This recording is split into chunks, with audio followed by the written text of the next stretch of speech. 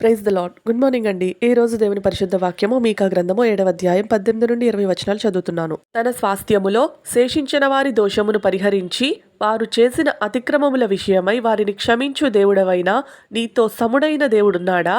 ఆయన కనికరము చూపుటయందు సంతోషించువాడు గనుక నిరంతరము కోపముంచడు. ఆయన మరల మన యొద్ద జాలిపడును, మన దోషములను అణచివేయును. వారి పాపములన్నిటినీ సముద్రపు అగాధములలో నీవు పడవేతువు. పూర్వకాలమున నీవు మా పితరులైన అబ్రహాము యాకోబులకు ప్రమాణము చేసిన సత్యమును కనికరమును నీవు అనుగ్రహింతువు. ఆమెన్. నీతిమంతుడు 7 సార్లు పడినా మళ్ళీ తిరిగి లేస్తారు అని చెప్పారు. అలాగే ఎన్నిసార్లు గద్దించినా బుద్ధి చెప్పినా లోబడకుండా ఉండేవాళ్ళు మరి తిరుగు లేకుండా నాశనం అవుతారని కూడా దేవుడే చెప్పారు. ఎందుకంటే నీతిమంతులు యథార్థంగా వారు చేసిన పాపాన్ని దేవుడి దగ్గర ఒప్పుకుంటారు, పశ్చాత్తాపడతారు. కానీ మేము ఎలాంటి పాపం చేయలేదు అని అనుకునే వాళ్ళకి రిపెంటెన్సే ఉండదు కదా. మనలో ఒప్పుకొని విడిచిపెట్టేవి ఏమన్నా ఉన్నాయా? ఆయన ఎదురు చూస్తున్నారు.